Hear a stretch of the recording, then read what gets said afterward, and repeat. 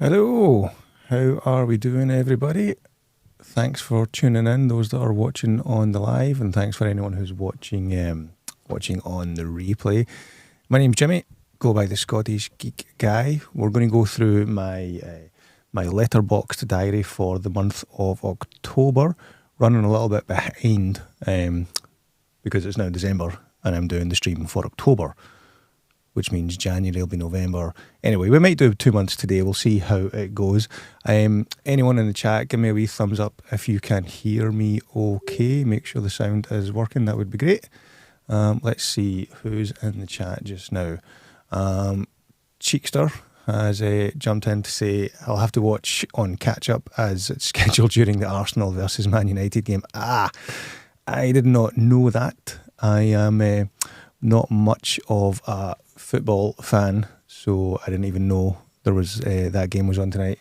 That sounds like a fairly big game, but I couldn't tell you if it was like a regular league game or a cup final or, European final. Probably not, because it's 2 English games. Anyway, well, enjoy the football. And Cheekster also says, congrats on 1,000 subscribers. Thanks very much. That kind of took me by surprise last weekend. I was sitting at the late 900s for a wee while, and then it creeped over. So that was a nice wee surprise. So thank you very much. Who else have we got? Collector Movie Man. Hey, Scottish Geek guy. Hello, how you doing, buddy? Thanks for tuning in. Now I've just noticed on the stream it's not showing the wee icons, people's icons. They've lost them. Wonder what's going on with that. Collector Movie Man also. Hang on, that's covering my entire face. Let me jump up a wee bit. It also says, watched for the first month of November. Memory, The Bike Riders, Bringing Out the Dead, A Cat's Life, Twister, Sleepy Hollow, and Avatar, The Way of Water. That's a pretty good list. Speaking of Avatar, just recently picked up the soundtrack on vinyl for part 1, and I'm waiting on part 2 arriving. That should be any day now. Let's see, Dom74. Hang on, I'll need to change the my position here because you can't really see me. 2 seconds. Grab a wee stool.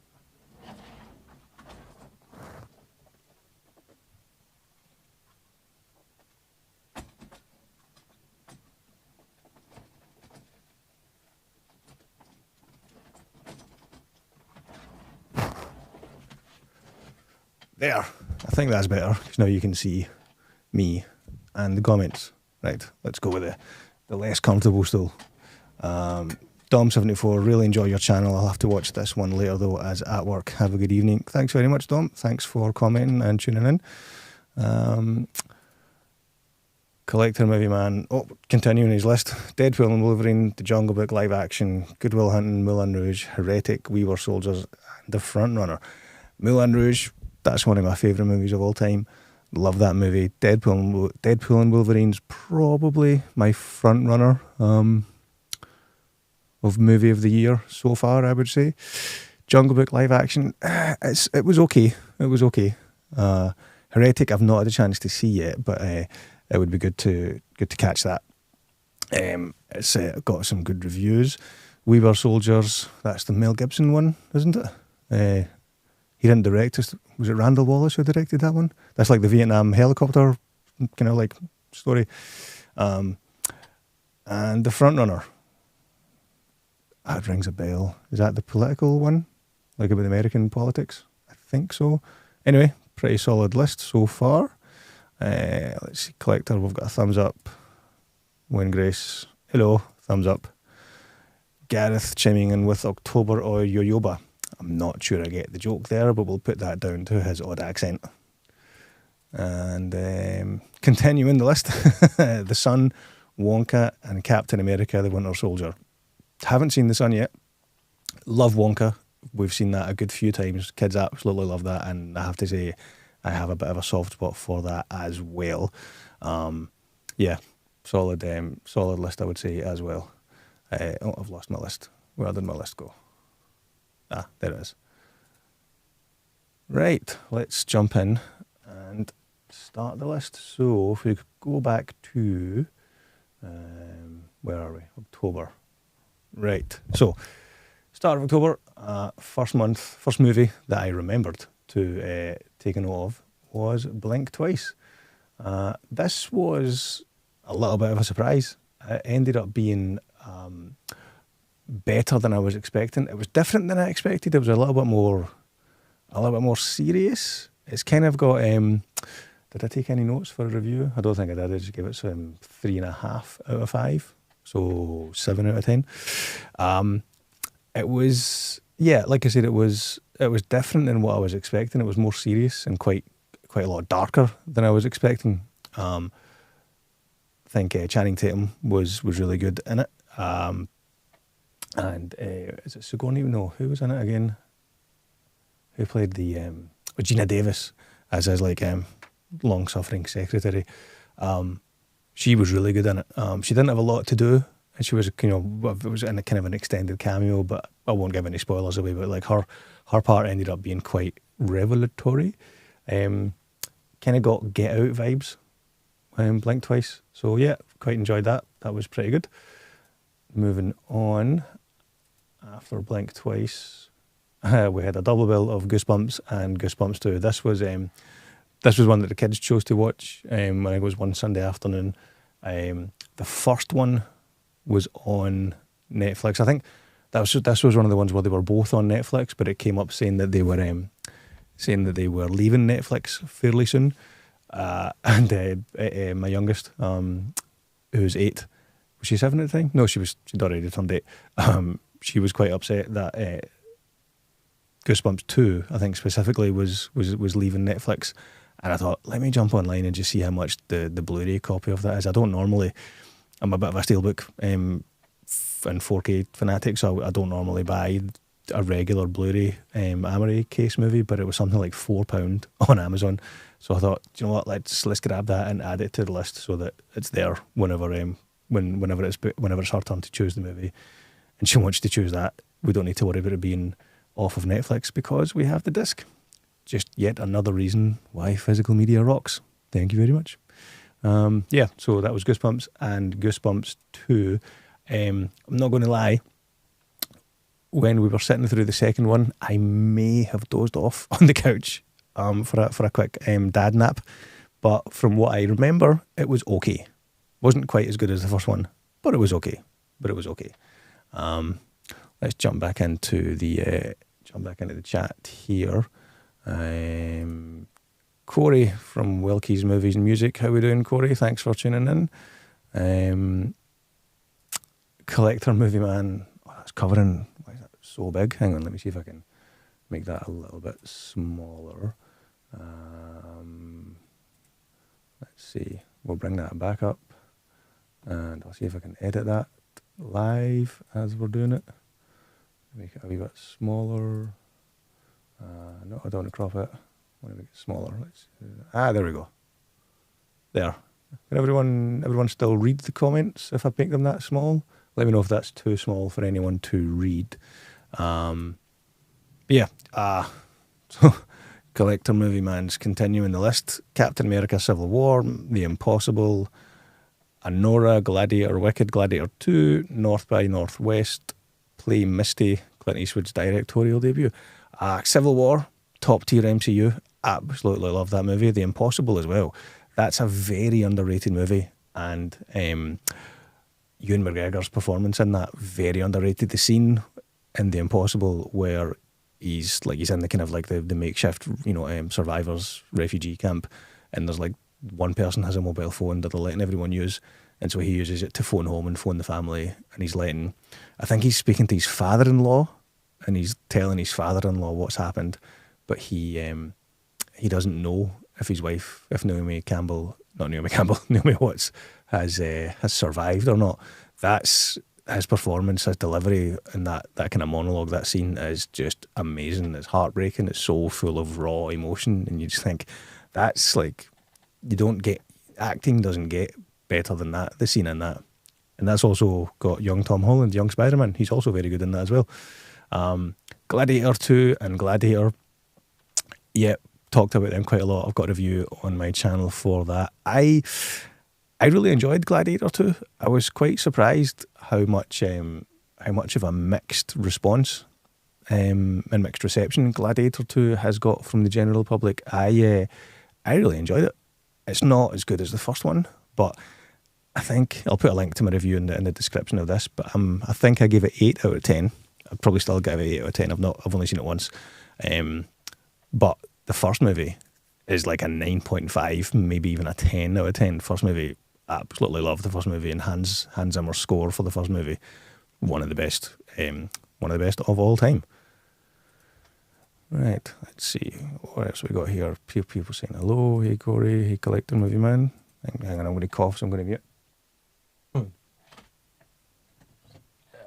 me grab my Iron Brew, keeping the stereotype alive. Yeah. So let's go back to the list. After the Goosebumps double bill that I might have fallen asleep during the second one,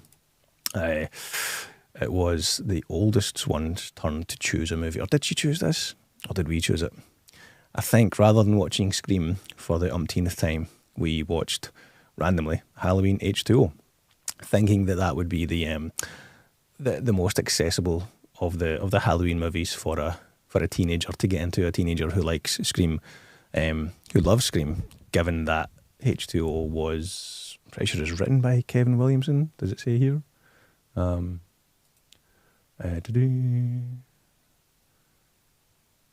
Does it give you the credits? I'm almost positive it was written by Kevin Williamson. Crew, there we go. No, it's not. I thought that was written by Kevin Williamson, who wrote Scream. I am obviously mistaken. Why did I think he wrote H2O? Anyway, H2O has very much got like Scream vibes to it. So we watched that, and it's okay. It's certainly not the worst Halloween movie. Obviously not the best. Kind of probably sits in the top half of Halloween movies, I would say. Yeah, I would go with that. Right, let's move on. And then finally got around to watching the remake of Speak No Evil, and this was bloody brilliant. I hadn't seen the original. I'd heard about it, heard it was good, but then I remember hearing that they were remaking it that quickly. I think like the original came out in 2020 or something. So I thought I'll wait and watch the English language version. I know that's terrible, but that was the thought process. This was really good. Very intense. And James McAvoy, quite frankly, is a national treasure. He's not bad in anything he's in. Like, I remember first seeing him in, what was the first thing I saw him in? It was either Atonement or The Chronicles of Narnia. Probably Chronicles of Narnia came out first, where he's like, he plays skinny Mr. Tumnus, which is hilarious to think, because in Speak No Evil, he's probably like as beefcakey as he's ever been. I know he got quite jacked for, not necessarily for Beast, for Glass, sorry, where he plays the Beast. No, not Glass, Split, but for Glass, he got pretty jacked, but then for this, he was even bigger. So it's funny to think of him as like skinny Mr. Tumnus, and then you see him as, jacked, arrogant, misogynistic, crazy guy, and Speak No Evil, without going into any spoilers about what they get up to, and that he's brilliant in that. Not just the size of him, not just the physical imposition and the physical dominance of him in that movie, but like just his performance in that is really quite unsettling and believable, in a good way. Speak No Evil was really, really good. Did I do a review? It's not came up here. I don't think I wrote a review for that, but yeah, very, very, very enjoyable. Let's click back here. Let's jump into the chat. What have we got next? Collector Movie Man. What's your actual name? I keep wanting to say, is it Mike or Matt? Am I making that up? Let me know your actual name so I can drop that in instead of Collector Movie Man. Let's see what we got here. He's already started watching movies for December. 4th movie already. That's not bad. I think I'm on my 3rd for December. Have you gotten your House of the Dragons Season 2 4K yet? I got mine last month, and I got the Steelbook with collectible cards with it. I haven't yet. I've watched it, Seasons 1 and Season 2. I haven't bought it on physical media yet. I'm enjoying it, but so far I'm not desperate to own a copy of it. What I'll probably do once it's all done and dusted, I'm sure they'll release a like a steelbook box set like they did for Game of Thrones that I've got. In fact, is that behind me? No, it's not. But Zeno is behind me, and Zeno is enjoying the festive season, as you can see. Yeah. What was I saying? House of the Dragon. I'm enjoying it, but I haven't been desperate to buy each season yet. Plus, is it not? Were there not charging something like £50 per season for that, which is just it's getting crazy money for a TV show. So yeah, I'll probably, let's say that lasts 5 seasons or 6 seasons. They'll no doubt release a steelbook tin box set like they've done for Game of Thrones. So I'll maybe pick it up then, depending on how the season goes. But in saying that, I've got the Game of Thrones box set, the steelbook box set, and as much as it looks great, I don't think I've watched that yet since it's since I bought it, or have I? I think I might have thrown on 1 or 2 episodes to watch again when I was doing a video on one of them. I think I watched the Red Wedding episode again, and the Battle of the Bastards. But yeah, I've not done a full rewatch of Game of Thrones yet. I'm sure I will at some point. But yeah, not desperate to own House of the Dragon yet. Michael Myers is here. Preferred see no evil, hear no evil. Yeah, that's a classic. In fact, did that just get re-released on 4K? I think. I'm sure they brought out or was it like a box set with Richard Pryor and Gene Wilder, and that was maybe part of it. I'm sure I saw something with like a box set or a kind of a collection release that might have had that. Anyway, not too sure. Does that seem a wee bit loud? It seems like I'm peaking a wee bit. Let me bring myself down a wee bit. There we go. That seems a little bit better. Yeah, okay, where were we? Prefer to do. McAvoy is crazy in this one. Yeah, he is very, very crazy in that one. David is Collector Movie Man's name. I've just saw that down here. David, thanks very much, David. I don't know where I got Matt or Mike from, but could have been worse. Enjoyed Speaking No Evil. I thought it was a pretty good movie. I will say Gladiator 2 I only enjoyed some parts of it, but the best bits were with Connie Nielsen and Pedro Pascal. That's interesting because I would say, I don't think I touched on this in my review, but I would say that the weakest part about Gladiator 2 was actually Connie Nielsen. Something about that just didn't ring true for me, which is interesting because, you could argue she's the main returning, she is the main returning character. She's the only one who returned from the first one in terms of the same actor playing the same character, I think. Am I right in saying that? Yeah, I think she's the only one who returned. But yeah, I thought she was possibly the worst part of that. But there you go. That was interesting. Right, let's crack back on here. What did we watch next? After me saying we're not going to watch Scream for the umpteenth time, we watched Scream for the umpteenth time. It's my stepdaughter's favourite movie, or at least, her top movie. Maybe changes every now and then, but Scream's definitely one of her favourite movies. And with it being, Halloween season, she wanted to watch Scream on this random Tuesday night, October 22nd, whenever that was. So we watched Scream. It still holds up. There's not really a bad thing to say about it, even though it's set in the 90s. It doesn't feel dated at all, even though it's got that kind of witty script with the Kevin Williamson dialogue. It doesn't stand out as being dated at all, and it's definitely a 4 out of 5 / 8 or 9 out of 10 movie. I remember it was one of the first. In fact, let me think. When would this have been?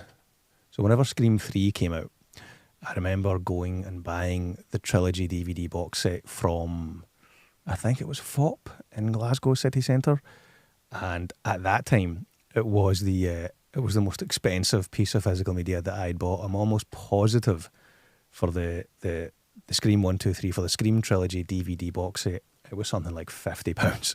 And this is back in when did Scream 3 come out? Like 2000, 2001, maybe earlier. Or was it even earlier than that? 99? I think it might be still in the 90s. But yeah, that was, I remember it was it FOP? I think it was FOP in Buchanan Street in Glasgow city centre, or one of the shops. It wasn't HMV or anything like that, but it was one of the smaller ones like FOP. Anyway, the Scream trilogy, back in the late 90s, me as a 17-ish year old, 16-year-old, 17-year-old, spent £50 on the Scream trilogy. £50 back in the 90s, that must be at least £100 today, if not more. I still have that. It's in the loft somewhere, the DVD case. I've since obviously upgraded to Blu-ray and then 4K for the Scream movies. But yeah, we watched Scream again, and it was very good. Can't really argue with Scream. Right, let's jump back into the chat. What have we got here? Horror Cat Dad, how are we doing? Thanks for tuning in. Looking forward to Nosferatu this Christmas myself. I kind of am, and I'm kind of not. I'm not a huge Robert Eggers fan.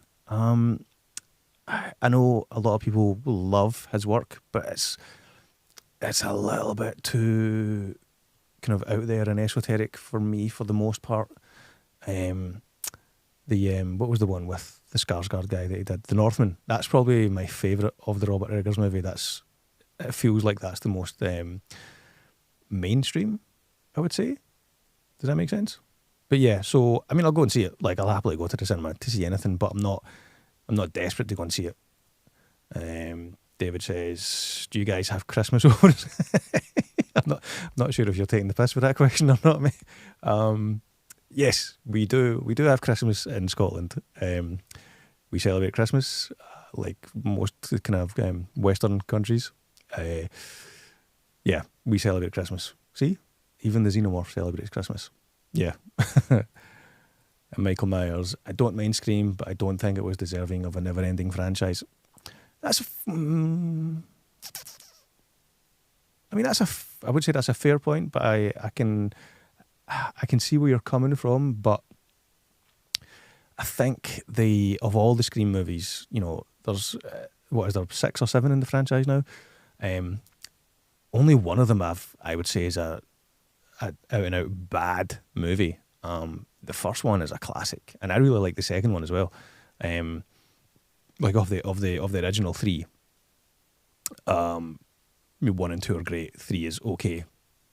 I'm not a huge fan of 4. I think 4, it was meta beyond. It was like meta times meta. It was like meta squared. It was a little bit too self-referential. Like the opening scene in Scream 4 was just too much of a Inception level head scratcher, and it just felt like they were parodying themselves a little bit too much with that, and then it never kind of recovered for me. And then Scream 5 was okay, but I really enjoyed Scream 6, the latest one where it was set in New York. I really enjoyed that. The subway scene in that is great. The steelbook for that, the cover for that where it's the ghost face in the subway window, that's really good. I really enjoyed that. So does it deserve a never-ending franchise? I'm going to say, well, never-ending, no, but it does deserve a franchise. I would say of all the kind of horror movie franchises, so Elm Street, Scream, Jason, Friday the 13th, Saw, and, throw in any other ones there. If you're to, do a, pie chart or a graph or, some other geeky mathematical thing about, the success rate or the hit rate of movies, Scream is probably going to be near the top of that list. Like, let's say, there's 6 Scream movies so far, 5 of them have been good. So is that a 5 out of 6? I don't know. I can't do the math in my head for that. But that's a pretty good success rate. I can't say the same about, the Elm Street movies. I couldn't say the same about the Saw movies. I couldn't say the same about the Halloween movies, especially Halloween Ends. I bloody hated that movie. I know it's got its fans, but I think they just totally balls up that new trilogy. Like, I really liked Halloween Kills. I quite enjoyed Halloween 2018, and the sequel Halloween Kills, and then Halloween Ends just, took a massive left turn, which is commendable, but it was a left turn into a ditch, and then from that ditch they fell into a ravine, and then the ravine opened up, and it was like a pit of smoking lava underneath. Because I'm sorry, I know it has its fans, but Halloween Ends, not good for me, I'm afraid. Let's see. Let's make it. Don't mind Scream. I have all the Scream movies on 4K Steelbook. Did they release Scream 4 as a 4K Steelbook? Did I somehow miss that? I've got the German release of Scream 4 Steelbook, but I think it's just Blu-ray. Michael, £50, yeah.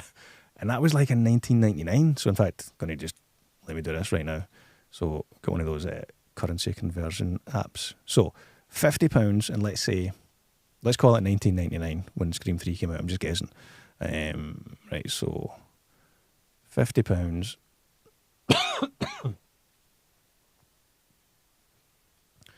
£50, and let me get some iron brew.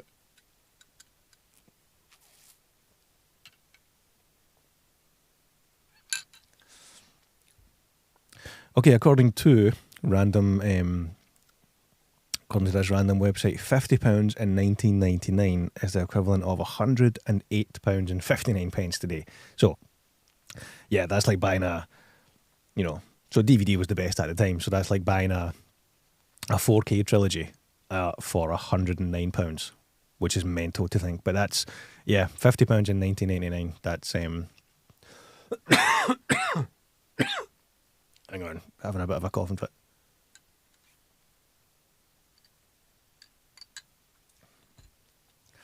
Yeah, £50 in 1999. Mental. Absolutely mental. Corey says, hey, Larry says, hey, Corey. David saying, sorry, I just didn't know some places are different and they don't celebrate Christmas. I just wasn't unsure. It's all good, mate. I was only, no offence intended. I wasn't sure if you were, having a laugh or not. Michael says, I've been to Scotland in the winter and I confirm they do have Christmas. Yes, we do indeed have Christmas. Tomorrow we're supposed to get anywhere from 4 to 5 inches of snow here in Michigan. Wow, that seems like a lot. We got a little bit of snow last week, but it was like maybe a couple of inches, and it didn't last. It lasted, the morning and then the lunchtime in the afternoon. But it rained, as it does a lot here in Scotland, and the rain became sludge, and then it became, just big puddles on the ground. So the kids got out sledging for about half an hour or so, and then that was it. No more snow since, so we'll see if we get a white Christmas or not. What are you hoping to get for Christmas, Scottish Geek Guy? My birthday's coming up in the next few days. Well, happy birthday for the next few days. What do I want to get for Christmas? There's a couple of records that's on my wish list, my Christmas list. Most, like 99% of my record collection is soundtracks. That's mainly what I listen to. But there's a few albums that I've been wanting to pick up. Both the U2 best of sets. So if my partner's watching this, those are on the Christmas wish list. So the 1980 to 1990 and the 1990 to 2000 best of U2, they're both separate albums. Quite like to pick them up, and really just any soundtracks. Like I've started collecting. I say started maybe a year and a half, 2 years ago. Started collecting soundtracks on vinyl, and that's became probably as much of a collecting addiction / passion as collecting movies has. It's just I find it's when I'm sitting this is my office, kind of my home studio, because I work from home most days, and I can't concentrate on work if I'm listening to music that has words, if that makes sense.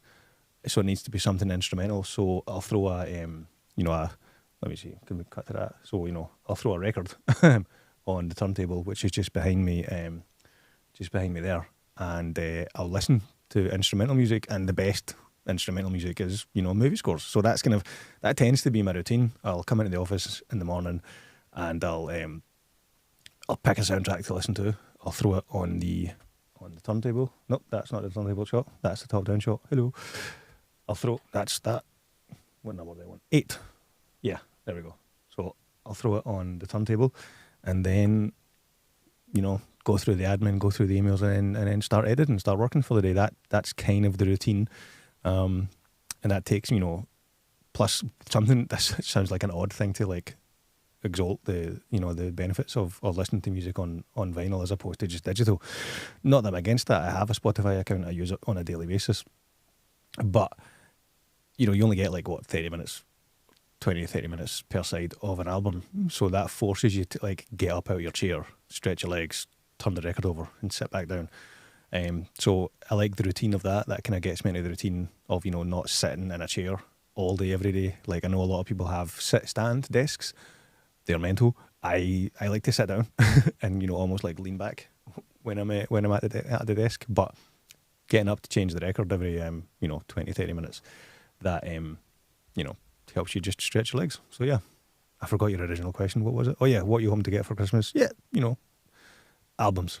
Albums would be on the Christmas list, because I suppose any physical media, like any movies that I want on 4K, like they'll be on pre-order. So like anyone who's wanting to buy, like any family who's thinking about getting me anything like that, they know that I'll have already pre-ordered it and bought it for myself. But probably a little less so with albums. So that's probably what's on the Christmas list. And Iron Brew 1901, because throughout the year I just have regular sugar-free Iron Brew, but at Christmas time I like to get Iron Brew 1901. For those who don't know what that is, I happen to have a blind taste test video of Iron Brew that's on the channel somewhere. I'll drop that in the description. Let's see what's next. Dave says they haven't released Scream 4 on 4K yet. Ah, yes, that's what I thought. But they did. They do have a Scream 4 steelbook, I'm sure, because I'm sure I've got it. But it's a German release. Iron Brew on. Oh, why is that going away? Iron Brew on tap. I wish. I would happily get an Iron Brew draft tap in my kitchen if the kitchen wasn't the size of a cupboard, and that was something you could get. Caveman movies and more. How we doing, buddy? Good seeing you again, mate. Please hit the like button. Thank you very much. Appreciate you calling it out. Yeah, if anyone is liking this video, by all means, hit the like button. Right, let's jump back over. Let's see what was next on the list.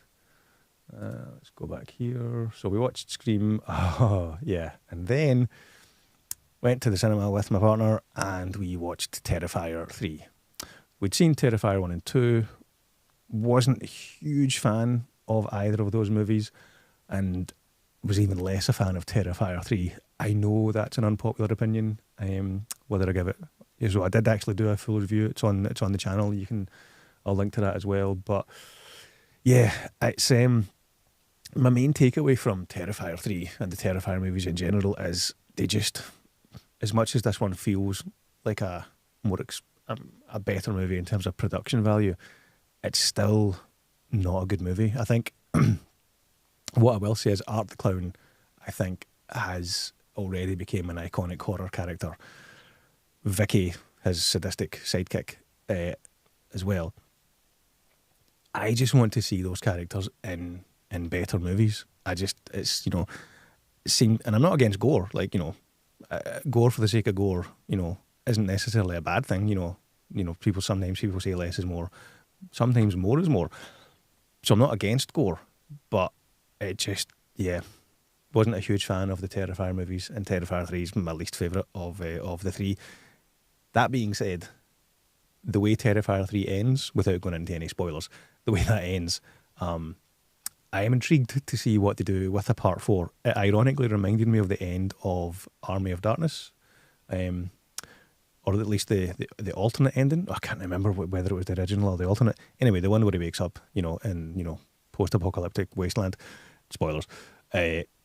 Terrifier 3 kind of reminded me of that a little bit. Yeah, so I'm curious to see where they'll go if they do make a Terrifier 4, but wasn't a huge fan of Terrifier 3, I have to say. Yeah. Right, let's move on.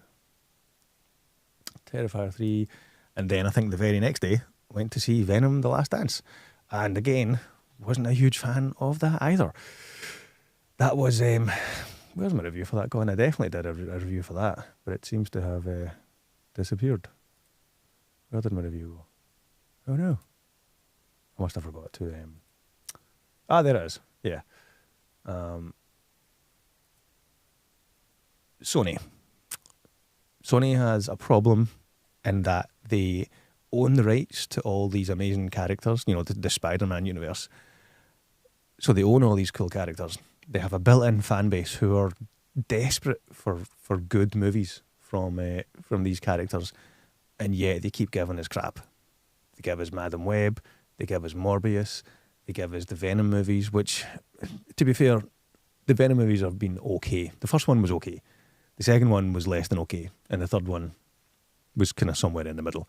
I mean, Venom is such a fan favourite character, but Sony are just so hell-bent on creating or trying to create their own, universe of characters that are from Spider-Man. And they don't stand on their own. I don't think, like Craven without Spider-Man. Well, Craven's not out yet. I mean, you never know. Craven could be amazing. Speaking of that, did everyone watch the opening 8 minutes of Craven that they put online? Because that was interesting. To me, that says so. If you look at the timeline of like Craven, the fact that it's been delayed and delayed and delayed in reshoots, like I think it's over a year from when it was originally supposed to be released. But so that's obviously a red flag.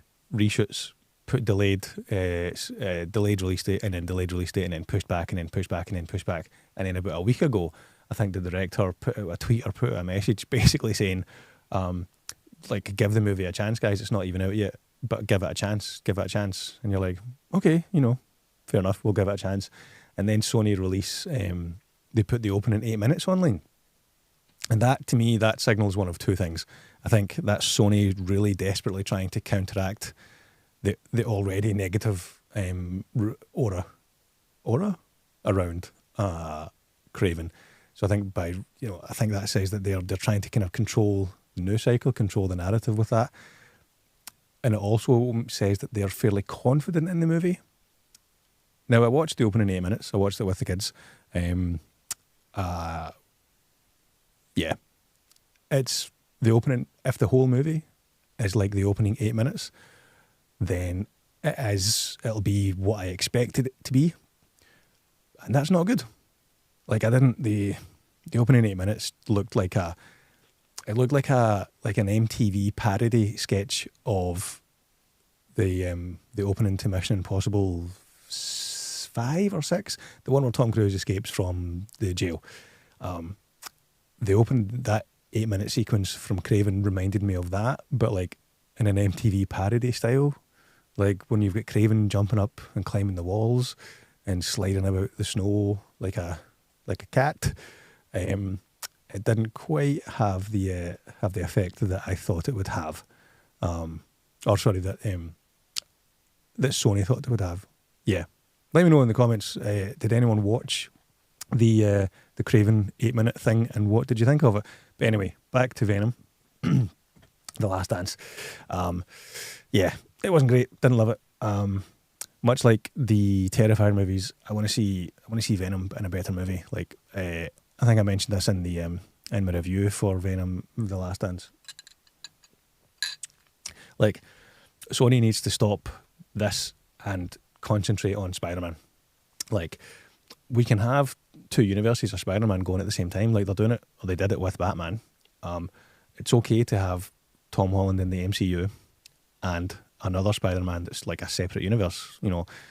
Make a TASM 3 with Andrew Garfield. Make a Spider-Man 4 with Tobey Maguire. Make a live-action Miles Morales movie, maybe with one of them as as the older Peter Parker, as the older Spider-Man mentor figure. Do something like that, but like stop making Madam Web, stop making Morbius, they've more or less, I would imagine they've stopped making the Venom movies. Venom was only successful because the character has got such love from the fans. So the first Venom movie made quite a fair amount of money. It's not a great movie, but he is a great character. He's a fan. Venom is a fan favourite character. So, I think that definitely bolstered the box office for the first Venom movie. That allowed them to make a second one, which wasn't as good as the first one. The first one wasn't good to begin with. Wasn't great, at least. And then the third one, kind of more of the same. Yeah. But anyway, enough of that. That was Venom. Not a huge fan. Let's jump back into the comments. Let's see. Yorkshire Geek, how we doing, my man? I'm a horror fan, but I've no desire to watch the Terrifier films. Maybe I'm too squeamish. Yeah, it's, they're not. I'm not against them because they're gore fest movies. I'm just against them because they're not great movies. Like I want to see the gore and I want to see Art the Clown, but put them in a better movie. Happily see that. Okay. People's icons seem to be coming back. We can see it on the here. There it is, the icon. Some of them aren't appearing for some reason. David, collector movie man. Nope, no one will ever get me to watch Terrifier. Those movies sound very disgusting, and he's a clown. I'm terrified of clowns. Well, if you're terrified of clowns, you absolutely do not want to watch the Terrifier movies. So let's leave it there. Jim, how we doing, my man? How we doing? How's your Instagram live going? I was a last minute guest on Jim's Retro Emporium's Instagram live a couple of nights ago, providing tech support because Jim and his guest couldn't get it to work. So that was quite fun. I was on his live with my Deadpool onesie because I wasn't expecting to be on camera, but there you go. So if that's still there, you can see me in my Deadpool onesie on Jim's Instagram. Horror Cat Dad, I'm with you, Jimmy. Not a fan of Terrifier. Hot take is feel it's a bit overrated. Absolutely. The horror fans, the horror community will definitely come after us for that, mate. But yeah, they're massively overrated. They're just not good movies. He's a great character. He's definitely an iconic character. But not great movies. Not great movies. A Scottish Geek guy, highly recommend him. Wicked the movie. It's an absolutely amazing movie. It's probably my favourite movie I've seen all year, and I'm not even a musical person. I'm not desperate to see Wicked in the cinema. I actually saw the musical in, I think in New York, like 20 years ago, 15 years ago. It was okay. I'm not a huge musical fan either, but I'm not against musicals. I've seen some amazing musicals. The Back to the Future musical, which I think is still playing in London, is bloody brilliant. That's amazing. Hamilton is amazing. What else did I? The Lion King musical is awesome. I think I saw the Little Mermaid musical as well, which was very good. The Book of Mormon is brilliant. But yeah, Wicked was just okay. So I'll probably go and see it in the cinema, or maybe wait till it's on digital. But I'm not desperate to see it. And I think the fact that I've not seen it, so I don't know how they kind of how they deal with the split. But I'm just going to drop your comment because it's filling the screen. The fact that the Wicked movie is part one of a 2-part movie, but they didn't put that in the marketing at all, is interesting because the musical itself is just under 3 hours, but then they made it into 2 movies, and the first movie is 2.5 hours. So if part 2 is also 2.5 hours, they've somehow managed to take a 3-hour musical and make it into 5 hours worth of movies. So having not seen it, can't really comment on that, but that doesn't make me want to go and see it, shall we say. But I probably will see it. Didn't see the 8 minutes online of Craven the Hunter. It's not spoilery at all. So I would say it's safe to watch. There's no spoilers in it, but if that's indicative of what the whole movie is going to be like, it's it doesn't bode well. Sony, I know you're listening. Time to make an Uncle Venom. Uncle Venom, yeah. I want to see an Agent Venom. Would be cool. Or Toxin. My boy's quite keen for Toxin to be a villain in the movie. He was convinced actually on one of the trailers for Venom: The Last Dance. He was convinced that Toxin was going to be the bad guy. This was before they revealed in the trailers that Null was the bad guy. Yeah, Agent Venom and Toxin would be my wish lists for Venom bad guys. But Venom should be in a Spider-Man movie. Like, put Venom in the MCU with Tom Holland, or put Venom in an Elseworld Spider-Man universe. Put Venom with Spider-Man, not just in his own movie. Would be my advice to Sony. Jim, I love a musical, but couldn't be less interested in watching Wicked. Why? If you love a musical, why could you not be less interested in watching Wicked? Have you seen the stage show? Or are you just against people with green skin? Or witches? Right. Oh, hang on. Let's... Old Yorkshire Geek. Uncle Ben gets infected with the venom symbiote and a weird boil in the back. That's... that sounds like a special version of fan fiction that you're writing there, and I wish you good luck. Let's jump back to the list. We'll move on. Venom Last Dance. And then this is probably the... I'm just chinning the mic there. The most surprising movie of the year so far for me is Transformers 1. I had zero excitement, zero hype for Transformers 1. Relatively big fan of the Transformers movie franchise, even though some of them are not great. The original Transformers, the Michael Bay one from 2007, that's a phenomenal movie. Like, I remember seeing that in the cinema, and just that was like a spectacle to watch. And then the sequels were varying degrees of okay to good to bad to okay, and then Bumblebee was actually pretty decent, but probably really good actually. And then the one set in the 90s, what was it called again? Rise of the Beasts. That was decent as well. And then they announced that they're doing an animated movie that's not part of the same timeline, with completely different voice casts, and not Peter Cullen doing the voice of Optimus Prime, but you've got Chris Hemsworth. So when they announced that, I was like, ooh, yeah, not sure I'm here for that. So when it came out, I didn't see it until I think a week or two after, and it was just it was a random decision to go and see it that day with the two younger kids, and I'm glad we did, because it's actually really good. Like, it's really good. It's probably when I'm doing my top 5 of the year, that might actually make the top 5. It was really good. So it just goes to show, don't judge a book by its cover. Don't judge an animated movie based on the non-animated ones. That doesn't make sense. Ignore that. But yeah, that was a surprise how good Transformers 1 is. So very much enjoyed that. Let's see. Let's jump back in. I think we've seen a few comments just pop up there. Yes, I'm greenest. I knew it all along. When Grace, probably starring Timothy Chalamet as Uncle Ben, that old Yorkshire Geek.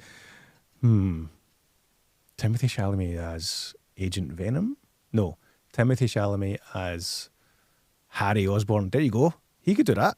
I'd be up for that. Timothy Chalamet as Harry Osborn in one of the Spider-Man universes. Let's think. Could he be? Wait, has Harry Osborn? Harry Osborn's not been in the MCU, so there you go. Sony, if you're listening, Timothy Chalamet as Harry Osborn in the MCU. That seems like good casting. You're welcome. More than likely because he's everywhere else. He is indeed. Wolfman's Got Nards. How we doing, bud? Thanks very much for tuning in. I just found Wolfman's channel on YouTube randomly a few days ago. A fellow Scottish YouTuber. Go and check out his channel. It's a really good channel, and I believe he's not too far away from 100,000 subscribers. So go and give his channel a look, guys. But yeah, go and check out Transformers. It's Transformers 1. Yep, probably one of my films of the year. I remember you said you watched the Knuckles TV show. Will you be seeing Sonic 3? Yes, and actually I've written a Knuckles review. I just haven't got around to filming it and editing it yet, but I'm hoping to do that before the Sonic movie comes out, to kind of chat, in one sense, to chat about, do you need to see the Knuckles TV show before you watch Sonic 3? So stay tuned for that. But yeah, I'll definitely be going to see Sonic 3. My kids are big fans of the movies, especially my boy. He loves the Sonic movies. And as much as he's a video game kid, he's a gamer, he's not actually into the Sonic games that much, but he loves the Sonic movies. And I'll go as far as to say that the Sonic movies, both 1 and 2, are probably the best video game adaptation movies in existence. I know, hot take, but hear me out. There has been good movies, okay movies that have been adapted from video games, but I don't think there's been any great ones. I remember liking the Mortal Kombat movie back in the mid-90s, but that's, you're biased because, you're a teenager and it's Mortal Kombat. So, they could have it could have been, two plasticine puppets fighting with the Mortal Kombat music and you would have loved it.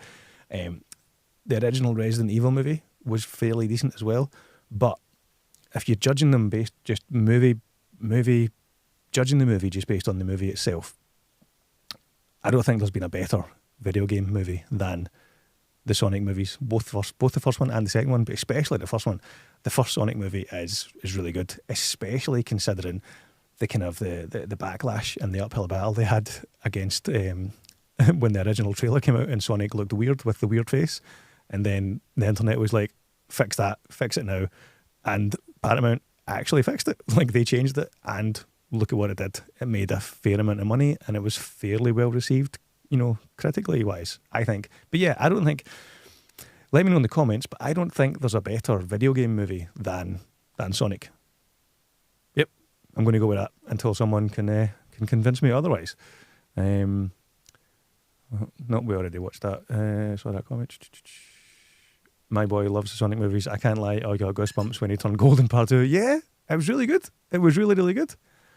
I didn't hear that. Jim's a very big Mortal Kombat fan, and so he's probably crying in his pillow right now because I'm dissing Mortal Kombat. No, I'm not dissing Mortal Kombat, mate. The Mortal Kombat movie is decent enough, but be honest, it's of its time. We're of a similar age. You're probably a bit younger than me, to be fair, but it's the mid-90s. You're a teenager, you're 15 years old, you've played Mortal Kombat 1 and Mortal Kombat 2, and then they make the movie and they've got that song. It's there's a certain amount of nostalgia that kind of clouds your judgment with the first Mortal Kombat movie, and then they made Annihilation and it's bloody terrible. And the remake of Mortal Kombat, the one that came out a few years ago, it was okay, but again, the first Sonic movie, I'm putting that top of the list. That's the best video game movie that's been made. So dry your eyes, Jim, and do it. Collector Movie Man, Scottish guy, have you seen the TV show The Last of Us based off the PlayStation video game? I have, and it's really, really, really good. But that's a TV show. So that's probably the best TV show video game adaptation, even though I've barely played the Last of Us games and I've barely played the Fallout games. I did enjoy both of those TV shows. But yeah, The Last of Us was really good. The soundtrack to that, in fact, I was listening to that the other day. Is it over? No, I put it. I tidied it away. Believe it or not, I tidied something away. Yeah, the soundtrack, the score to The Last of Us is brilliant, and I'm very much looking forward to season 2. But that's a TV show, so it doesn't count. Sonic is still the best video game movie. Prove me wrong. Agreed. Wolfman's Got Nards, Sonic movies being the best video game adaptations. Yes, see, I'm gathering people to my cause. The Sonic movies are the best one. Mockingbird says Goosebumps one. The first Goosebumps is definitely better. It is indeed. It is indeed. If you haven't watched The Last of Us, I highly recommend it. It's one of the best game adaptations brought to film. It's almost exactly like the game. That's what I've heard. And like I said, we did watch that, but I think I'd barely played the games before. So when I heard they were making the movie, it was run about the same time as PlayStation Plus were giving you the second game for free. So or was it the first one? Anyway, I had both The Last of Us games, and I was all set to kind of just play through them because one of my mates, could say nothing but good things about The Last of Us, one of the best games he's ever played. He said, so it was on my playlist, so to speak. Playlist? That's music. On my list of games to play was The Last of Us, but I rarely sit down and play long story-based video games. I mean, I'm still halfway through Miles Morales. I still need to finish that and then play Spider-Man 2. And that's taken me, a year and a half to do Spider-Man 1 and Miles Morales. But yeah, The Last of Us TV show is brilliant. Heard nothing but good things about how it was very faithful to the game. But again, it's a TV show, not a movie, so I'm sticking with Sonic as the best video game adaptation movie-wise. And then hang on, Horror Cat Dad, yes. This would probably be a close second or third for me. The first Silent Hill film is brilliant. Like, it works really well as a horror movie. And I've got a lot of time for the first Silent Hill movie. Less so the second one, but the first Silent Hill movie. If I was doing top 5 video game movie adaptations, I reckon Silent Hill would be definitely in the top 5, 100%. Yorkshire Geek, yep, Silent Hill is great. Got to admit, I really like the first Tomb Raider film. I mean, there's a couple of reasons why that's a good movie. But yeah, in fact, is that the one? Is the first one got Daniel Craig or is it Gerard Butler? I think the first one's got Daniel Craig and the second one's got Gerard Butler. Again, it's, they're not terrible movies, but I wouldn't say that they're, still going to say Sonic is better. The Sonic movie, Sonic 1 and 2, absolutely better than Tomb Raider 1 and 2. And then the Tomb Raider remake with, what's her name? Her from Ex Machina, Alicia Vikander, I think. As much as I think she's a great actress, and Ex Machina is a brilliant movie, her Tomb Raider is a big steaming pile of poo. So yeah, there you go. My hot take, Detective Pikachu. I haven't actually seen that movie. But is that based on a video game or was that based on a cartoon? Don't really know. The whole Pikachu universe isn't something I'm familiar with. But I did hear good things about the Detective Pikachu movie. I'm a Yorkshire Geek. I'm pretty sure you're just having a laugh because no one is going to say the Battleship movie is the best video game movie. So let's take that as the joke it's intended and you can sit back down. Another hot take, the Uncharted movie is decent. It is. It's decent, but it's not great. It's not good, but it's decent. Sonic is still up there. Sonic is better than Uncharted, but I did like that movie. Last of Us Season 2 is coming out next year. Sometime in Season 2 is going to be... hang on. Is this a spoiler? Do I want to read this? I'm going to click away from that because in case that's a spoiler. Apologies if it's not, but I'm clicking away from that. We have a no spoiler rule in this house. It's literally written on the board in the kitchen. It's like rule number 4, no spoilers. Mockingbird says Kevin Williamson has a writing credit on H2O, I'm sure. That's what I thought as well, but then on Letterboxd, his name wasn't listed. Maybe they just, if I clicked into it, you would see that he was one of the 5 writers, but I was almost positive he did have he wrote that movie because it's very Scream-esque. Street Fighter 2 animated and Detective Pikachu would be in my top 5. Apologies for the tangent, Jimmy. That's all right. That's what's fun about doing these lives is going on random tangents. Yeah, the animated Street Fighter 2 movie from the late 90s is brilliant. It is really good. Would I, because that's an animated movie, are we going to count that as a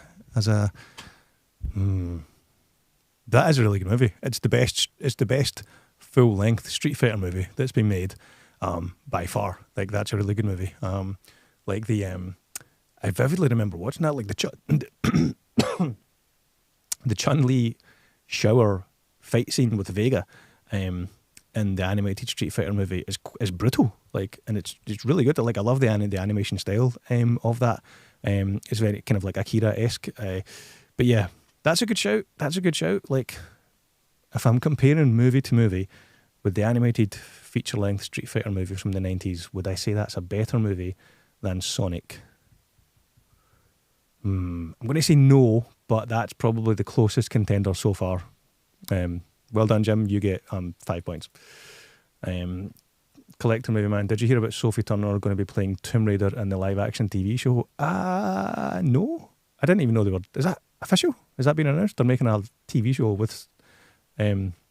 what's her name? From Game of Thrones. Maybe. We'll see. I don't think that's terrible casting. I don't think she's really... I've only seen her as in Game of Thrones and then in the X-Men movies, and I don't think she was great in the X-Men movies. So, we'll see. What did you think of the Uncharted movie? I hated it because it was not true to the game at all. Not the first one. Yeah, I can't remember who brought that up earlier on. I liked the Uncharted movie, but I'd never played the game. I think I played one of the games, not the first one. I'd randomly played one of the games for like half an hour one day. So I've got no I've got no pre-existing knowledge or affection for the games, so I was just watching that movie and judging it on the movie itself, and it was pretty decent. Tom Holland was pretty decent in it. Mark Wahlberg, you know, when he's out of breath and not trying to do funny accents or talk to plants, he can be quite good in movies. But yeah, Uncharted was it was okay. Yeah, I hope she gets some enhancements. Right, we'll move on from that.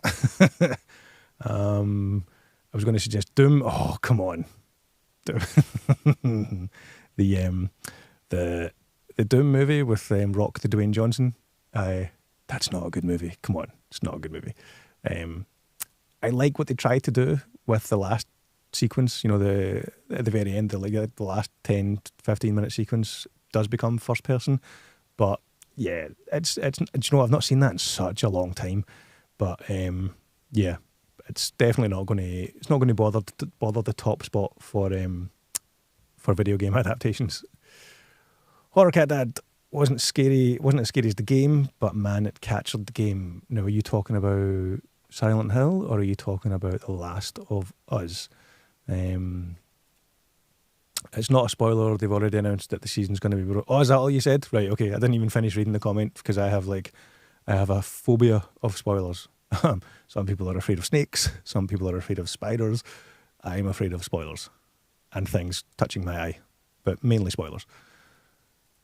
Kevin Williamson wrote a quick draft, but Harvey Weinstein refused to give him credit for it, so they managed to give him a producer credit instead for his work. Wow, that's pretty good. Did you know that off the top of your head, or did you pull that off of IMDb trivia? Because that's a good bit of trivia to have in your brain. Well done, my man. What's your actual name, Wolfman? So I can call you that, but as opposed to saying nerds repeatedly. Oh, in fact, have I got it on just now? No, I don't.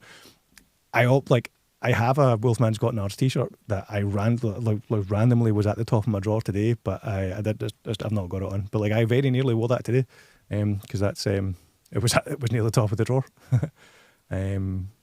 Yes, Doom. No Doom.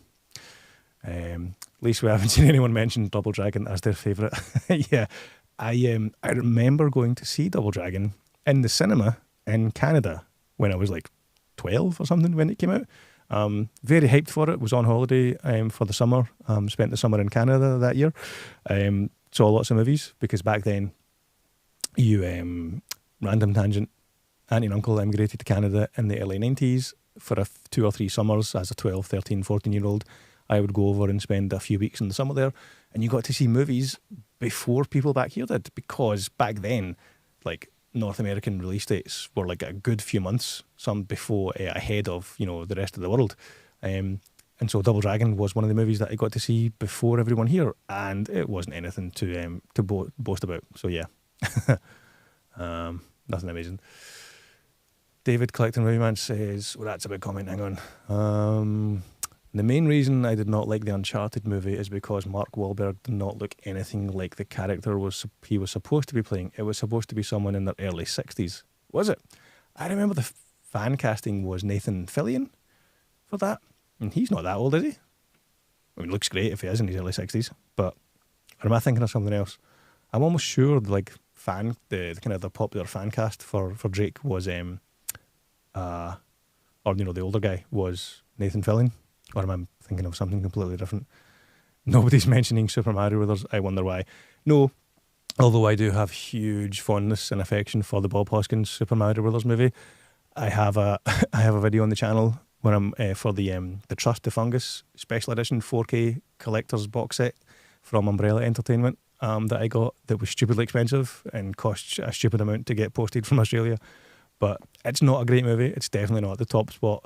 But my nostalgic love for that would probably make it into the top 5 video game movies. But I remember being a Mario fan, and I remember going to see that movie the week before Jurassic Park came out. Every Friday, my dad and I would go to the cinema, and we'd see something, and we would buy our tickets for the following Friday's movie. And I might be misremembering this because it was 40, 30 years ago, but I'm almost positive we saw the Bob Hoskins Super Mario Brothers movie and then bought our tickets for Jurassic Park the following week, and then that became a whole thing. I've got a video on the channel as well where I talk about going to see Jurassic Park 7 times in the cinema, 7 weeks in a row. But yeah, so fond memories of Bob Hoskins' Super Mario Brothers. But yeah, it's not. I know it's not a great movie, but I've got a lot of affection for it. Andy's supposed to have a beard. Andy, who's Andy? Is that the character in Uncharted? Is his name Andy? Anyway. Tyson Paul fight was definitely not a good Punch-Out adaptation. I saw a good few memes on the internet, the day after that, and that was fairly accurate. Now I know you're taking the piss. Pixels was not good. Sit down. I did shut everyone up because that's just not true. I knew this. I'm the Halloween guy. My name's Barry. Barry, the Halloween guy. Wolfman's got nards. Well then, that's a good bit of trivia. That is a good bit of trivia. Gran Turismo, Corey. No, that's not been mentioned yet, but I actually heard pretty decent things about that. I've not seen the movie yet, and I probably have played the game, or one of the games at one point in the 40 years that I've been playing games. But racing games were never my thing, so it's not something I would have played a lot of. It would have just been something, when you're with your mates, and you're playing video games together. Before, when I was a kid, you'd play video games in the same room as your pal, and you would have one corner of a tiny 14-inch screen. That would be your window. Whereas now, kids play together, but they play online. So anyway, enough of a old man yelling at cloud rants. Yeah, not seen Gran Turismo yet, but it's on. I'll watch it at some point. I've heard good things about it. Oh, Gran Turismo was actually great. There you go. Barry says Gran Turismo is pretty good. The Wing Commander film. Did they make that a film? Wait, I always get confused. Now, am I right in saying Mark Hamill is in Wing Commander, but the game, he's an actor in the game, whereas the movie, is that Freddie Prinze Jr.? I'm almost positive I've seen that, but don't remember it being anything special. Mockingbird says Scream is a genuine horror classic. It definitely introduced a new age of horror. Face blue, white eyes. Face blue, white. Oh, is that meant to be an emoji? But it's typed out the description of the emoji instead. Or am I just not getting what that means?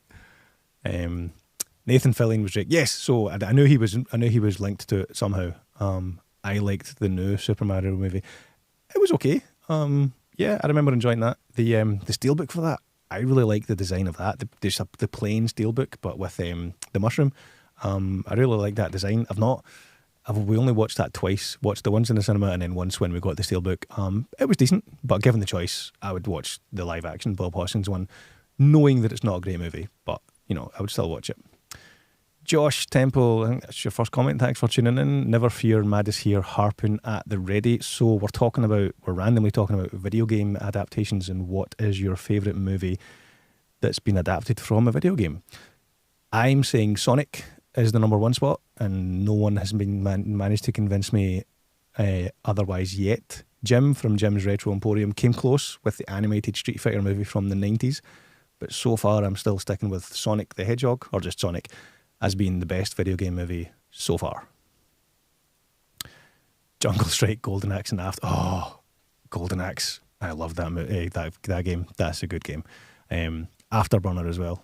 And do you remember Altered Beast? I loved Altered Beast. That was very good. Mortal Kombat 95. Again, much like Mario Brothers, I think nostalgia gives that extra points. Taking on its own merit, judging it as a movie in and of itself, taking it out of its time, and take nostalgia away from it. I don't think it's a great movie. Pixels, no, shut up about that, old George Geek. It's rubbish. I will hear nothing on the subject. Pixels is not good. Sonic is great. You are indeed correct, Josh. Sonic is great. We need a good Mega Man movie. I'd be up for that. A Mega Man movie, that would be cool. Golden Axe would be epic. It would indeed, Jim. It would indeed. Jim's probably still crying about my comments on Mortal Kombat. But yeah, it's true. It's true. Okay, I think that's me caught up in the chat. Let's jump back and have a look at the last few movies from my watch list in October.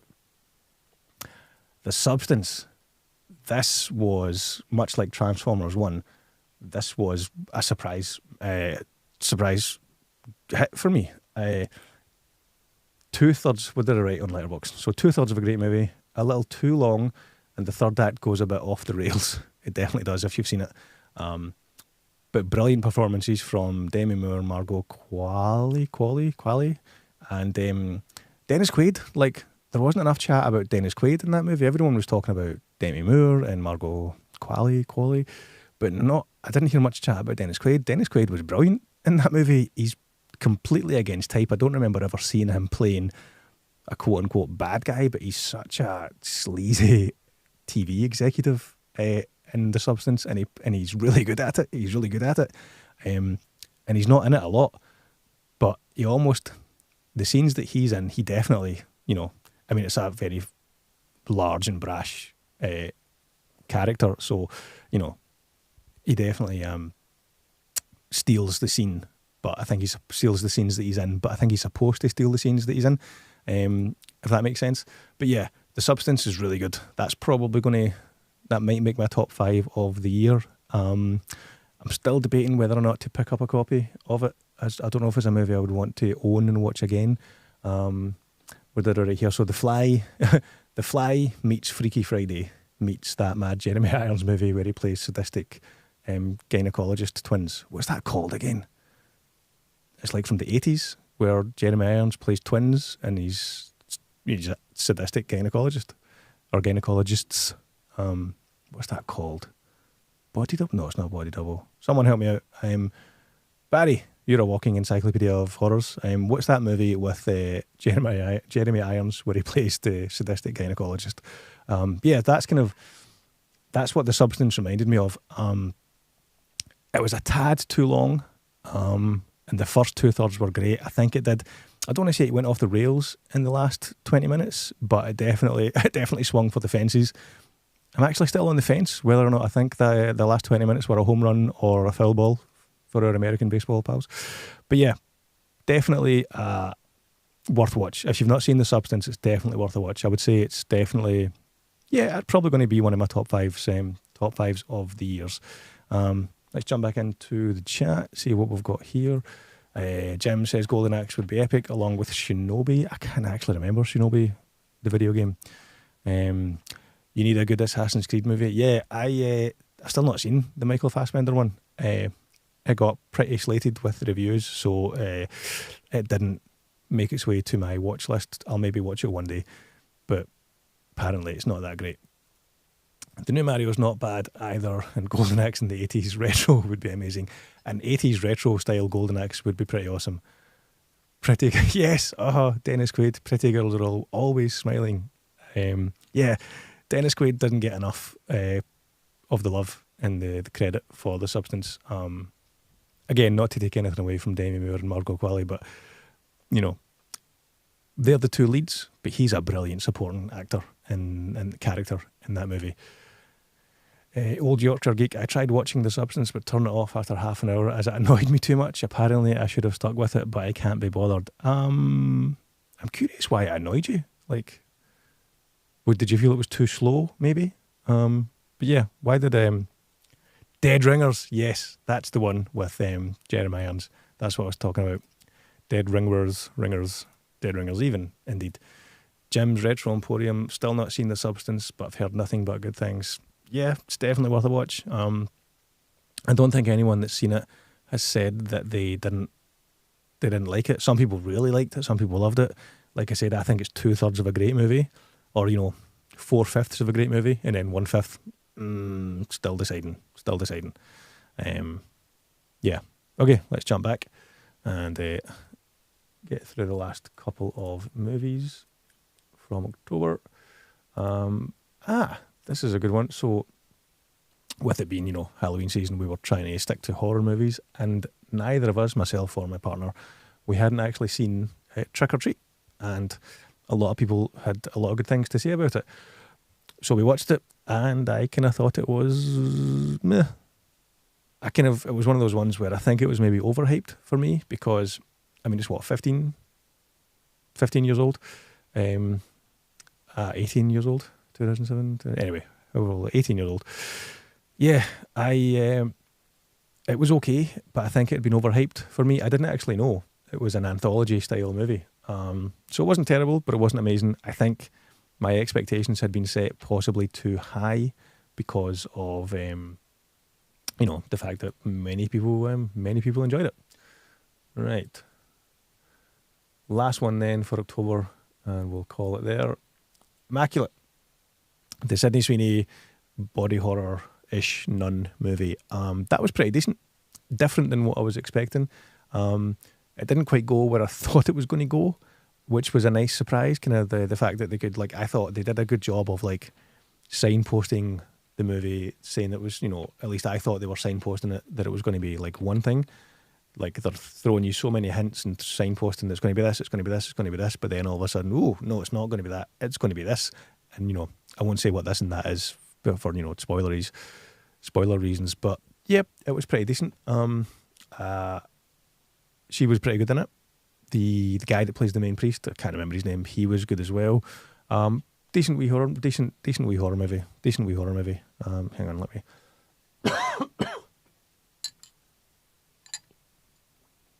Right. Let's jump back into the chat before we call it a night. But that was that was everything that I watched in October. So hang on, let's have a look at the full list again. So how many was that? 1, 2, 3, 4, 5, 6, 7, 8, 9, 10. About a dozen. So managed to get through about a dozen movies in October. There was probably a couple that I forgot to log as well. But as always, thanks to Letterboxd for helping me remember what I watched. This broadcast is in no way sponsored by Letterboxd, but if they wanted to pay me, then I'll take the money. Anyway, let's jump through the comments before we call it a night. Yorkshire Geek, except me. Yeah, well, you haven't. Well, see, you say that you didn't like The Substance, but you didn't finish it, mate. So, you need to finish it and then tell me you didn't like it. Collector movie man. Won't watch The Substance because I've heard there's a lot of needles in there. I'm not a big fan of needles. Ooh, there's definitely a lot of needles in this movie, and they're not small, dainty, delicate needles. They are big, stabby needles. So yeah, if you're not a fan of needles, then you probably won't want to watch. Won't want to watch The Substance. The Substance was okay, 8 out of 10, but not the masterpiece everyone is claiming. That's interesting because on the one hand, you said it's okay, but you're giving it 8 out of 10. That's a high score if it's just okay. Surely 8 out of 10 is good. What would your scale be? What would good be? Is good just 9 out of 10? Anyway, that's kind of getting into the maths of movie scoring. But yeah, I mean, I would say 8 out of 10 is a solid recommendation. Nice. Trick or Treat is great. Yeah, it's again. I think I just got overhyped with that movie.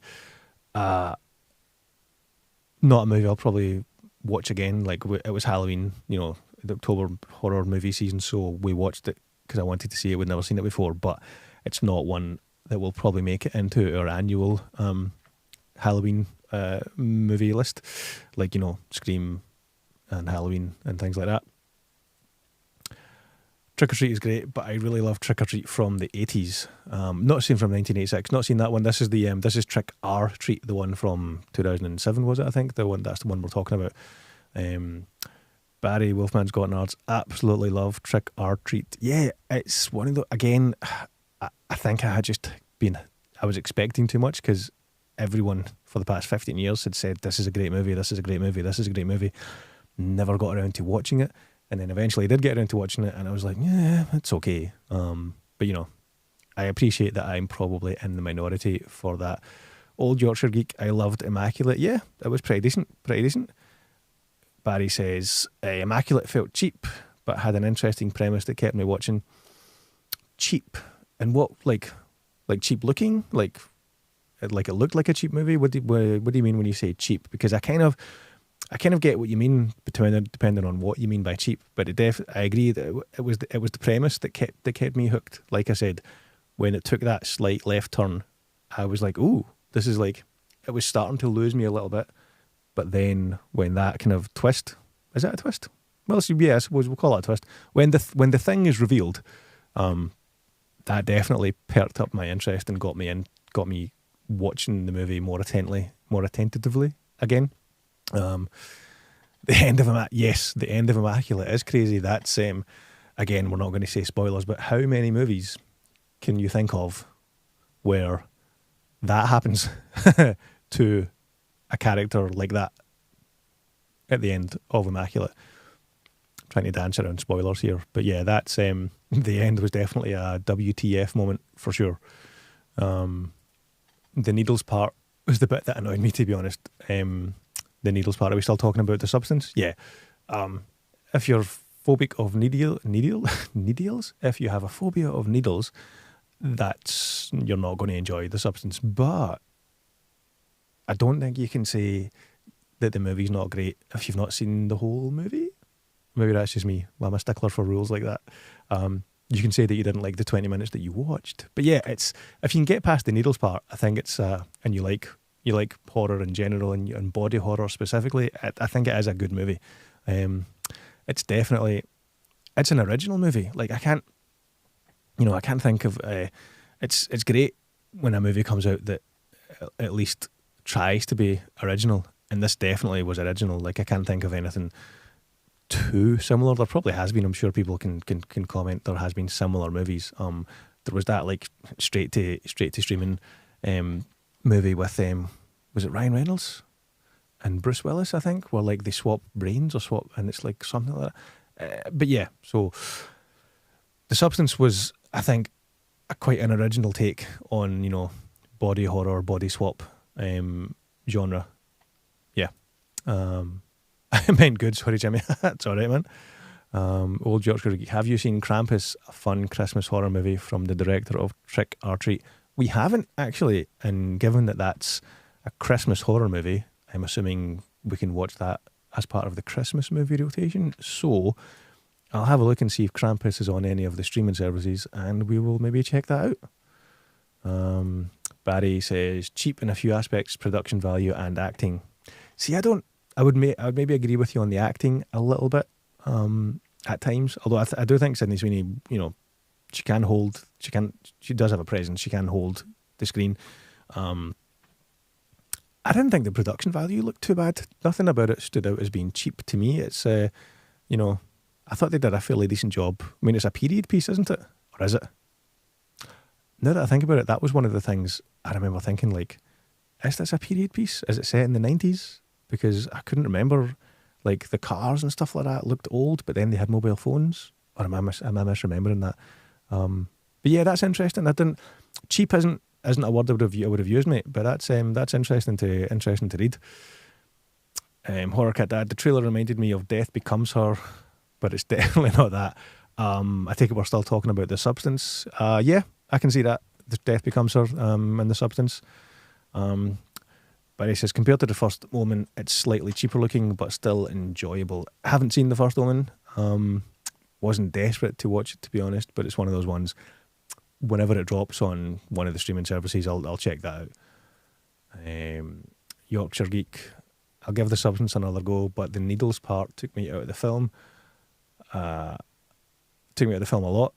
I mean, there wasn't exactly a big instruction manual for the stuff. No, that's what was I think that was giving my partner heart palpitations when we watched that, because she was like, where's the instructions? Like, and myself as well, I would have been like, if that was me, I want like full, like I want IKEA style written instructions. I want a QR code I can scan that shows me a video on how to do it. Yeah, considering what they were doing, the instructions were very very vague, I would say. But yeah, that's a good take. I like that. Yeah. The Substance needed better instructions. Collector Movie Man. I'm going to try and watch American Horizon Part 1 before I get rid of HBO Max. I'm going to try and watch Jury number 2 because it's going to be on there in December. It's Clint Eastwood's last movie. Yep, that's... I haven't seen either of them. We don't get HBO Max in the UK, I don't think, so I'm not sure where they'll drop here. Maybe on Sky TV, because I think most HBO Max properties end up on, I think, Sky, so... Either Sky TV, if you buy that package, or Now TV is their streaming one, I think. But yeah, that's I think you're right. I think that probably will be Clint's last movie. The behind the scenes footage that they released of Juror number 2, he's starting to look his age, so I can't see him making another movie. But to be fair to the dude, he's like what, 90, something like that. At least in his 80s. What a career, you know. But yeah, I'll check out Juror number 2 again whenever it comes on, whatever streaming service it's going to be on. Immaculate is set in 20... See, that's what was very confusing, Barry. I think, yeah, because it's not just me, is it? Like that, the way it looked, maybe what you saw as cheap, I saw as them trying to make it look like the 70s, but it's set in 2024. That was it. Yeah, that's interesting. That's something that did stand out to me. I do remember being a little bit confused as to the kind of not the geography, but like the like what era, what decade is this set in? Because I'm almost sure like all the cars they show you look like ancient cars, but then when you think about it, the technology they're using, without going into spoilers, like the medical stuff they're doing, it's fairly modern. But for some reason in my mind, I did think 90s. But that's interesting that it's set in 2024. That he will probably make. Oh yeah, talking about Clint Eastwood. Yeah, that's probably the last movie he will probably make. HBO Max stuff usually airs on Sky Atlantic and Now TV. Yeah, that's why I probably won't get around to watching them anytime soon then, because I don't, like, as much as I am a huge physical media collector, I still pay for, you know, streaming services. Like I pay for Netflix and Disney Plus and Prime. I think I've still got a few months left of a Paramount Plus subscription, likewise with Apple TV. But Now TV and Sky don't have them, can't see me ever getting them, to be honest. So Juror number 2 and what was the other one? American Horizon Part 1. I do want to see, I'll maybe try and track down American Horizon, if nothing else, to see, you know, the behind the scenes drama with Clint Eastwood and Taylor Sheridan with the TV show Yellowstone, which we're big fans of. We're kind of watching that just now. Oh, that just reminds me, we've got another episode of that to watch, so we'll maybe watch that after this stream. The behind the scenes drama of that is almost as interesting as the show, because, you know, I was going to say Clint Eastwood and then I was going to say Harrison Ford. No, Kevin Costner. Like, you know, he left the show to go and make Horizon because of the scheduling issues and because the show kept getting delayed, and at least that's what he says his side of the story is. So, you know, spoilers for Yellowstone, you know, he's not in the most recent season because he left to make his movie. It was supposed to be like a big epic 4-part Western, but the first one apparently didn't do that great. The second one, I don't think is even going to get a cinema release, so will he even make parts 3 and part 4? Who knows? But yeah, it'll be interesting to see it. You know, he's a good filmmaker. He's 94, I think. Jesus, yeah, that's what an age to be like, to like be alive at, but still be making movies. That's impressive. Everyone should see Back to the Future musical, says Mockingbird. Hamilton, not so much. I will hear nothing of the sort. Both are amazing. Hamilton is better. Hamilton is phenomenal. Barry, yeah, the place Immaculate is set from an era that's very little import-export, I imagine, so it's pretty realistic. I could have sworn that was a 90s set movie, so that's interesting. I reckon that's where the confusion for me lay. Like, you're seeing it as cheap, whereas my brain registered that as, oh, it's set in the 80s or the 90s or something. That's interesting. Collector Movie Man, David, shit, am I getting your name wrong again? I think it's David. During Black Friday here in the United States, they had a really good deal for Disney Plus, so I got it. You could get Disney Plus for $2.99 for a whole year. That's a phenomenal deal. I can't remember what I'm paying for Disney Plus. I think I'm still on the £7 a month deal, $6.99 a month. I think Disney and Netflix.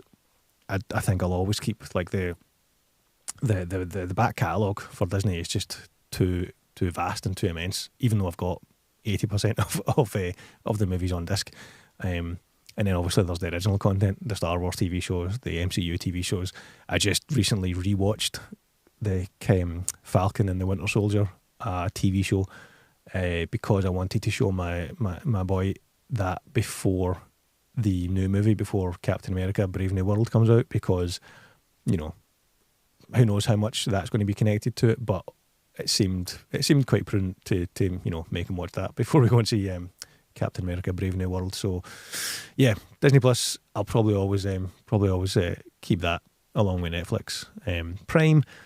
To be honest, if it wasn't bundled in with the free delivery, I don't think I would pay for that as a standalone streaming service. Even though they've got a few amazing TV shows. The Boys being one of them. What else? Invincible. I can't believe it took me this long to watch Invincible, but I finally caught up on Invincible. Like, my pals, like, in the group chat, I'd said, how come no one was talking about Invincible? It's amazing. And then one of them, like, did the whole forward dot thing to say, we talked about it 2 years ago and we told everyone how amazing it was. And I clearly missed that day's chat because, yeah, it took me 2 years, or 3 years, whenever it came out, but I finally watched Invincible and it's bloody brilliant. But yeah, Prime, I only have Prime because it's bundled with the free delivery thing.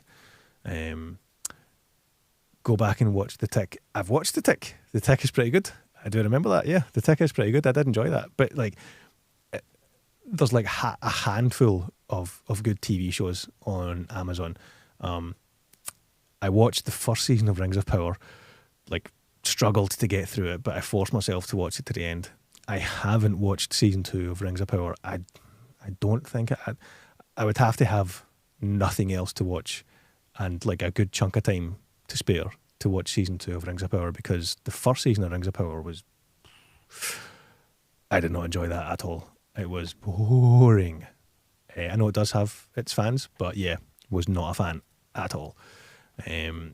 Collector Movie Man, not a big fan of Prime either, but the main reason I have it is for the Amazon free shipping. Paramount Plus I got rid of, but I do like it, but streaming is just getting expensive here in the United States. Yeah, it's the same everywhere, mate. Like I said, I've only got Paramount Plus because I got a year of it for I think £30, and I think there's still 2 or 3 months left on that. Likewise with Apple TV Plus, I got a deal. I got between like vouchers and free trials and stuff like that. Like, you could code stack them between the 6 months free from PlayStation and then 3 months free from like Vodafone or something like that. I got 9 months worth of Apple TV. So I would say Apple TV's probably got good content, but not a huge back catalogue. Like, some of the TV shows on Apple TV are really good. Bad Sisters, we're currently watching season 2 of that. That's good. I like The Morning Show. What else? Something else that was on Apple TV was brilliant. The Jason Momoa show. There's 3 seasons of that. That's really good. Like, I'm surprised there isn't more people talking about that. But on Apple TV Plus is really good. Jason Momoa TV show, kind of like Game of Thrones meets Mad Max meets The Book of Eli, without spoiling anything. I suppose it's not a spoiler to say, like, the TV show is set in the future, but it's a future where everyone is blind. So yeah, Book of Eli meets Mad Max meets Game of Thrones. On Apple Plus. Really good, really good. Right, let's blaze through these comments and call it a night, guys. After the Dune TV show ends on December 22nd, I'm getting rid of HBO Max. I probably shouldn't say anything about Dune, because the internet hates me for the fact that I don't like the Dune movies. I'm not going to be watching the TV show. Wasn't a fan of Dune or Dune Part 2. I did love the score, especially the score for Part 2, even though it's kind of like a lot of it's reused. Interestingly, I think I'm almost sure I heard Hans Zimmer is ineligible for an Academy Award for Dune Part 2 because he used too much of the music from Dune Part 1. Love the score for Dune and Dune Part 2. Do not love the movies, so I will not be in a rush to watch the Prophecy TV show. I've heard good things. I've heard things. I've heard Rings of Power Season 2 is really good. Is it phenomenally better than Season 1? Because Season 1 was not great. No, it's really not. Josh Temple, Burr did the right thing and got rid of Hamilton. He enslaved the American people under the Federal Reserve, so no play about him should be watched. That seems far too historical and political. I just like the musical raps. I really like the morning show. When the next season comes out, that's probably when I'll get Apple TV Plus back. Yeah, I think I've watched the first 2 seasons. I think season 3 has been out for a while. I've not watched that yet, but it is on my watch list. Does that mean they're making a season 4? If so, I'll definitely watch season 3 because the first 2 seasons I did quite like. I mean, Jennifer Aniston is good in it. She does a good performance, but it's just, her face doesn't really move that much for, reasons. Horror Cat Dad, we want to watch C from the trailers. It looks awesome. Yes, I'm sure I've talked about this on other videos over the last year or so, but C is brilliant. I'm really surprised that more people haven't been talking about this. And it was one of, there's 3 seasons, and I think season 3 was a year ago. So the show is 4 or 5 years old. It was I'm sure it must have been one of the first Apple TV Plus original shows, along with the morning show. It's really good. Again, what did I say? So yeah, Mad Max meets The Book of Eli meets Game of Thrones. C on Apple Plus, Jason Momoa. Dave Bautista's in season 2 as well. I really liked C. C is really good. C is really good. Someone's played crap. And here's me trying to be like, guardian of spoilers. I never said someone was blind in The Book of Eli. Mad Blood, what's up, man? Hope you're well. I'm doing good. We're probably going to be wrapping up the live stream fairly soon, but thanks very much for tuning in.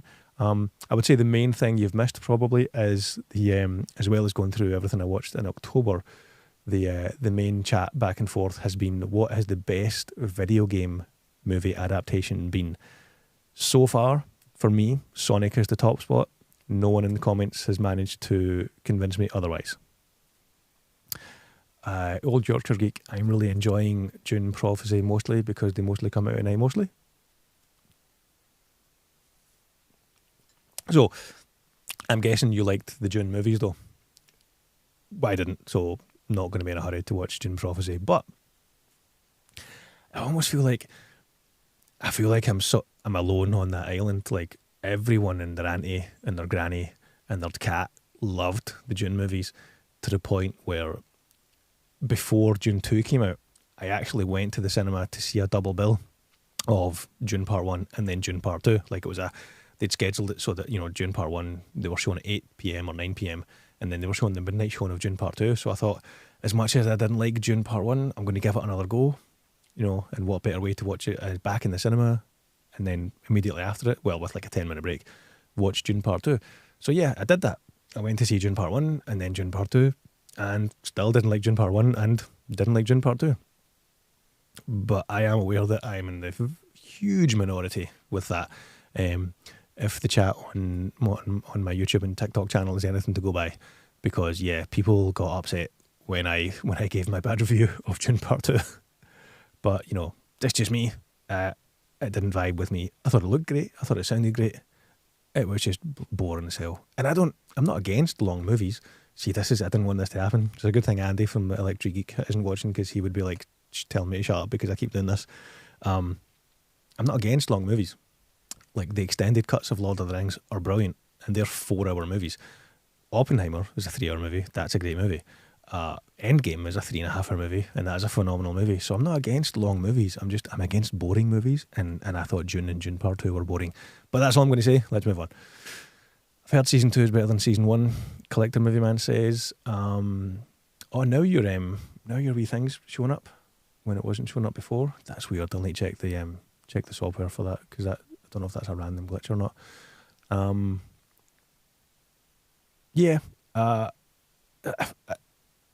I'm probably still not going to watch it. Like, the first season was just, it felt like such a struggle to watch all 10 episodes for that one. So I don't want to put myself through that for season 2. Unless everyone is like, it's amazing, you need to watch it. Then I'll maybe give it a try. Minted Pythons? Monty Python and the Holy Grail was a great play. Okay. Money? Autocorrect. Monty. I think you're still misspelling it, mate. Did you say Silent Hill was a close second? For me, yeah. I think Silent Hill would be in my top 5 video game adaptations. I think that's a really good standalone horror movie. I'd only played the first game once. I don't think I played any of the other games, but yeah, Silent Hill would maybe be definitely a top 5 video game movie for me. Close second, the second place, thanks to Jim at Jim's Retro Emporium. Second place is now the animated Street Fighter movie from the 90s. I'm not a big Dune guy. See, I'm glad I'm not the only one. Horror Cat Dad. Yeah, I love both Dune movies. There you go. All jokes are geek. I thought part 1 and part 2 were pretty good, but I really love the David Lynch Dune. I've seen the David Lynch Dune. It's very much of its time. I would probably rather sit with which if I was forced to watch Dune Part 1 from the modern Dune Part 1 and 2 versus the Lynch one, what one would I rather sit and spend time on? Actually, it would be the Lynch one. Like, I really didn't like the latest, the Denis Villeneuve ones. So yeah, I would rather sit and watch the David Lynch Dune, even though I'm not a huge fan of that either. And Yorkshire Geek is coming back in with Pixels. Yeah, no, you type it as much as you want, mate. It's not a good movie. Stop lying. Okay, I think we'll call it a night there, guys. Thank you very much for tuning in, everybody. All of the stuff, the videos that I talked about, I'll link to below. If you want to like the video, go ahead and like it. If you've not subscribed yet, that would be great. Hit that subscribe button, and I will catch you in the next video. My wee mixing console is over here, so rather than hitting the fade out button, I'm just going to slide off screen. Bye.